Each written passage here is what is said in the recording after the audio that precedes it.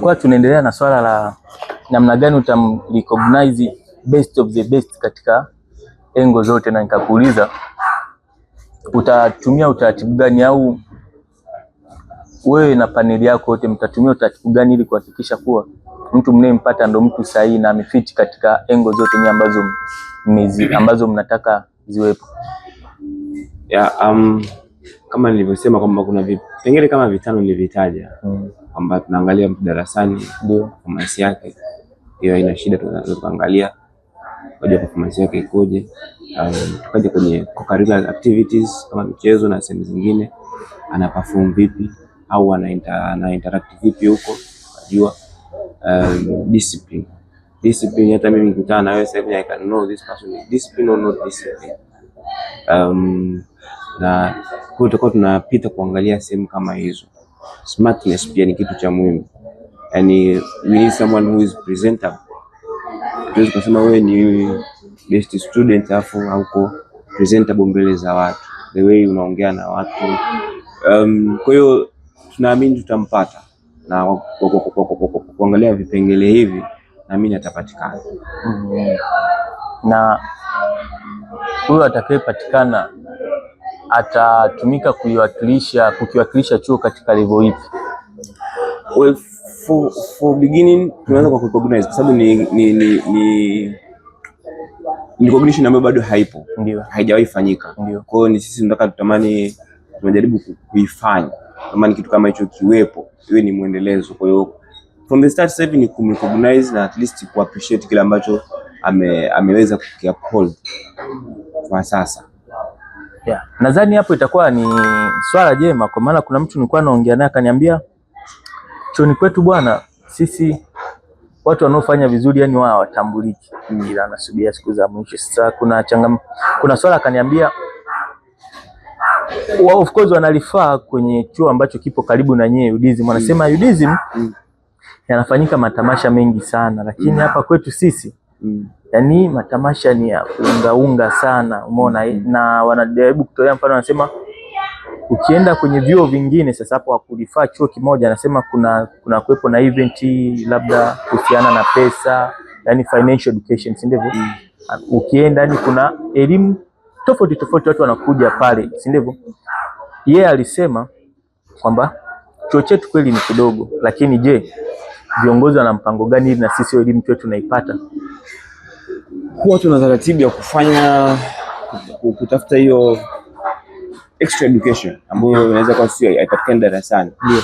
Sana huwa tunaifanyia kwenye kipindi cha student baraza, ambapo kunakuwa na mkusanyiko mkubwa wa wanafunzi. Tunapata sisi kama lisali moja tunapata elimu ya tofauti. Nadhani last student baraza tulikuwa na elimu ya mambo ya magonjwa ya non-communicable disease. Na wataalamu walikuja na walituelezea vizuri sana. Na kuhusu swala la financial theory inafanyika, na mpaka tuifanye katika baraza linalokuja. Jaribu kutafuta watu ambao wanaweza kutupatia ile elimu ya kifedha, nadhani wataipata. Kwa hiyo sio na hofu. Nyie mnategemea baraza, si ndivyo? Ndio. Ila hamna event ya kwamba watu watakuja mtawaita watu waje, ni mpaka wote mkusanyikane. Kwa mfano kuna vitu hivi vinafanyika kwamba mtu labda we kama kiongozi labda kwa ambapo watu wanatarajia kwamba utaenda utaongea na watu, taasisi watakuja hapo, anyway ni mara kwa mara, labda kwa mwezi mara 2 kwa hivyo. Lakini hiyo baadhi inafanyika kila baada ya muda gani? Baraza huwa linafanyika kila semester, inafanyika at least once. Unahisi inatosha? Of course huwezi kusema inatosha, kwa sababu ni kitu kinafanyika mara moja kila semester, na sio kwamba tunakifanya kama tunasema ni mtu alikuwa anaongelea magonjwa nani communicable disease atakuja kila siku na baraza atakuja, hapana. Kwa hiyo of course education bado inahitajika zaidi na zaidi, na tutajitahidi kama tukiweza kulifanikisha hilo, pia litakuwa ni jambo zuri. Ni kitu ambacho kiko kwenye mipango, ni swali la kuangalia namna gani tunaweza tukalifanya. Saa nyingine pia ni mwitikio wa watu. Yaani unaweza kusema unaita watu kuwapatia elimu alafu mwitikio ni mchache. Sometimes ina demoralize effort ya mtu. Yesterday tulikuwa tuna professional gathering. idadi ya wanafunzi walioko chuoni na idadi waliokuja, unaweza usitamani kufanya tena, ila kuna mtu anakutia moyo kwamba this is the beginning.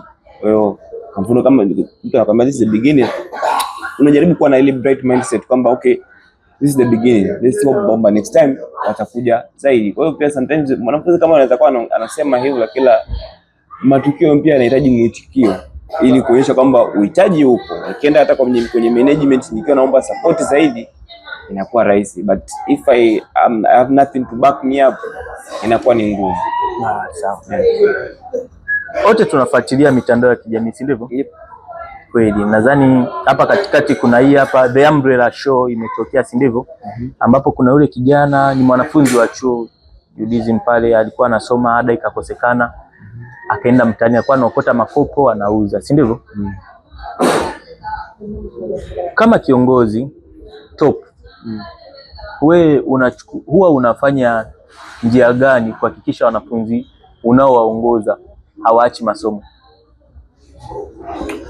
Okay, of course nimesema subiri ile swala ile ambayo naweza nikakiri kwamba sina taarifa sana, lenyewe sio mtu sana wa social media mimi. Ndio.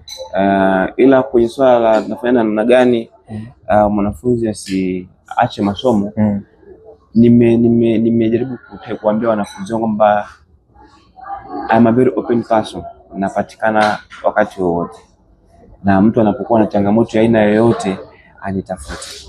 Pale ambapo inanibidi kufanya jambo nitafanya jambo. Tulikuwa tuna mpango wa kuanzisha East Texas Support Fund kwa ajili ya kwa support wanafunzi, ingawa bado haijaanzishwa.